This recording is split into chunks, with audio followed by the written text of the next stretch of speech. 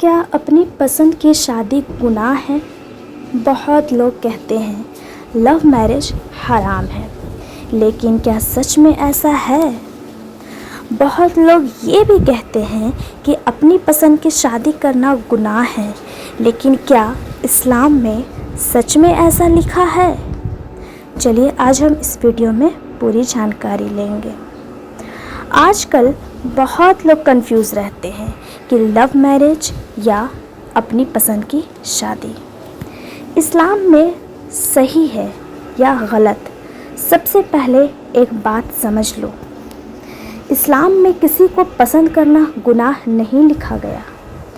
دل کا کسی کی طرف جھک جانا یہ انسانی فطرت ہے، لیکن اسلام یہ سکھاتا ہے کہ ہر چیز کا طریقہ حلال ہونا چاہیے۔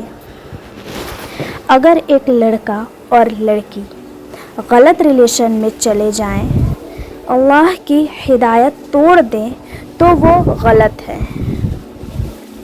لیکن اگر نیت صاف ہو، عزت اور حلال طریقے سے رشتہ کیا جائے تو اپنی پسند کی شادی گناہ نہیں ہوتی۔ اسلام میں زبردستی کی شادی کو بھی پسند نہیں کیا گیا ہے۔ ہمارے حضور مصطفیٰ صلی اللہ تعالیٰ علیہ وسلم نے بھی تو اپنی بیٹی سے جب رشتہ آیا علی رضی اللہ تعالیٰ عنہ سے، تو اپنی بیٹی سے وہ اجازت ہی لیے، وہ اپنی زبردستی کی شادی نہیں کیے تھے۔ اسی لیے اسلام میں زبردستی کی شادی کو پسند نہیں کیا گیا ہے۔ نکاح میں لڑکی کی رضامندی بہت ضروری ہوتی ہے، اور سب سے امپورٹنٹ بات، صرف محبت دیکھ کر شادی مت کرو، دین، اخلاق اور انسان کا کیریکٹر بھی دیکھو، کیونکہ صرف فیلنگس سے زندگی نہیں چلتی۔ اگر کوئی انسان آپ کو اللہ سے دور کرے تو وہ آپ کے لیے صحیح ہو ہی نہیں سکتا، اور اگر کوئی آپ کو اللہ کے قریب لائے، عزت دے، سمجھے، تو وہ اللہ کی طرف سے رحمت ہو سکتا ہے۔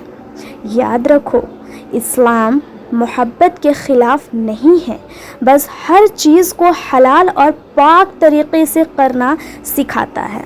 اسلام میں پسند گناہ نہیں ہے، غلط طریقہ گناہ ہے۔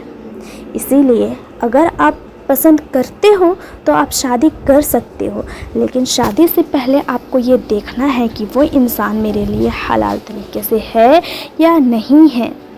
پسند کی شادی کے لیے تو اسلام بھی منع نہیں کیا ہے۔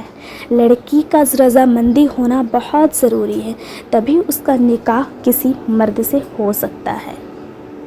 غور کرنے کی باتیں ہیں کہ زبردستی کی شادی بھی اسلام میں نہیں لکھا گیا ہے، اور اپنی پسند کی نہیں کر سکتے شادی، یہ بھی اسلام میں نہیں لکھا گیا ہے۔ تو آپ حلال طریقے سے شادی اپنی پسند کی بھی کر سکتے ہیں، بس وہ انسان آپ کو اللہ سے دور کرنے والا نہیں ہو، بلکہ آپ کو اللہ کے قریب لے جانے والا ہو۔